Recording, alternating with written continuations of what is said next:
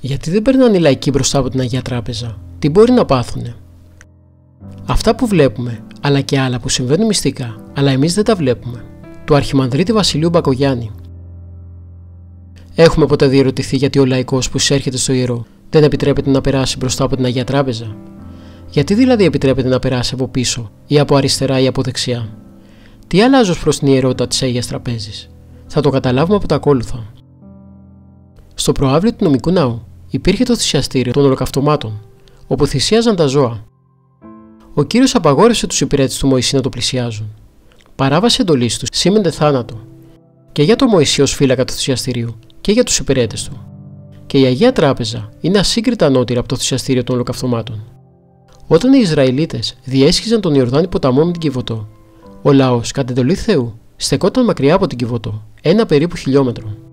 Η δε Αγία Τράπεζα είναι ασύγκριτα ανώτερη από την Κιβωτό της Διαθήκης. Και άρα, ο λόγος που ο λαϊκός δεν επιτρέπεται να περάσει μπροστά από την Αγία Τράπεζα είναι ότι υπάρχει κίνδυνος, περνώντας μπροστά της, να την πλησιάσει και να την αγγίξει. Δηλαδή θα πρέπει να περνά όσο πιο μακριά μπορεί, σαν να βλέπει μπροστά του φωτιά και να φεύγει μακριά. Και όταν περνά κοντά ή και αγγίζει την Αγία Τράπεζα, τι γίνεται? Αμαρτάνει και ο ίδιος και ο ιερέας που τον βλέπει και δεν τον νουθετεί. Γιατί η Αγία Τράπεζα δεν είναι ένα κοινό συνηθισμένο τραπέζι.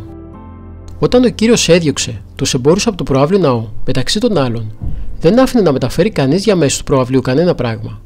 Σκεφτείτε πόσο αμαρτάνουμε όταν μεταφέρουμε διάφορα πράγματα, άσχετα με τον ναό, διασχίζοντας τον ναό. Και πώς όταν τα εισάγουμε στο ιερό, περνώντας πίσω από την Αγία Τράπεζα ή ακόμα θέτοντάς τα πάνω στην Αγία Τράπεζα. Θεέ μου, πώς κατάντησε το θυσιαστήριό σου? Αναβόησε προς τον Κύριο ένας ερημίτης, όταν είδε ένα θηρίο να κοιμάται πάνω στην Αγία Τράπεζα. Καλύτερα το θηρίο αυτό παρά το άλλο, του απάντησε ο Θεός. Στα Άγια των Αγίων εισήρχεται ο αρχιερέας μία φορά το χρόνο για να προσφέρει θυσία για τις αμαρτίες του λαού. Δηλαδή, δεν εισήρχεται όποτε ήθελε, επί πάσαν ώραν, αλλά μόνο προς ιεροτελεστία. Παράβαση εντολής σήμαινε θάνατος. Το ίδιο ισχύει και για τον Ορθόδοξο Χριστιανικό ναό. Ο αρχιερέας ή ο ιερέας δεν μπορεί να εισέρχεται στο ιερό ανά πάσαν ώραν, όποτε δηλαδή θελήσει, παρά μόνο για θεία λειτουργία. Οι ακολουθίες του Εσπερινού και του Όρθρου, όταν είναι λιτές, τελούνται έξω από το ιερό, ενώπιον της κλειστής ωραίας πύλης, και ο καιρός που έχει άμεση σχέση με τη λειτουργία παίρνεται έξω από το ιερό. Δηλαδή το ιερό είναι εν μέρει άβατο και για τον ιερέα, πόσο μάλλον για το λαϊκό. Η Αγία Έκτη Οικουμενική Σύνοδο είναι ξεκάθαρη.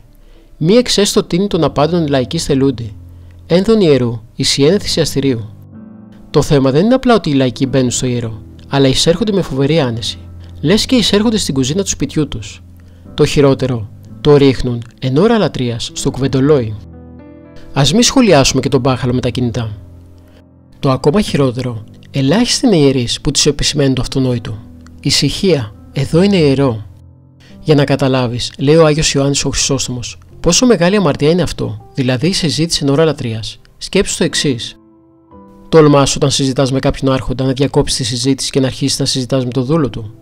Πώς λοιπόν τολμάς και αφήνεις το Θεό στην άκρη και συζητάς με ανθρώπους? Ο Άγιος Ιωάννης ο Χρυσόστομος έφτασε στο σημείο να πει πως όσοι συζητούν εν ώρα λειτουργίας θα πρέπει να αποδιώχνονται από τον ναό ως επικίνδυνοι, ως διεφθαρμένοι, ως λιμεώνας, ως φθορέας, ως εξόλης και διεφθαρμένους και μύριον γέμοντας κακών. Υπερβολή. Και πώς θα πρέπει να χαρακτηρίζονται όσοι δεν σέβονται το πιο ιερό χώρο πάνω στη γη και προπαντός το πιο φρικτό μυστήριο? Πώς? Αν ισχύει να φοβάσαι τον άνθρωπο που δεν φοβάται το Θεό, ισχύει και το να φοβάσαι τον άνθρωπο που δεν φοβάται ή σέβεται τα Άγια του Θεού. Είναι ικανός για όλα.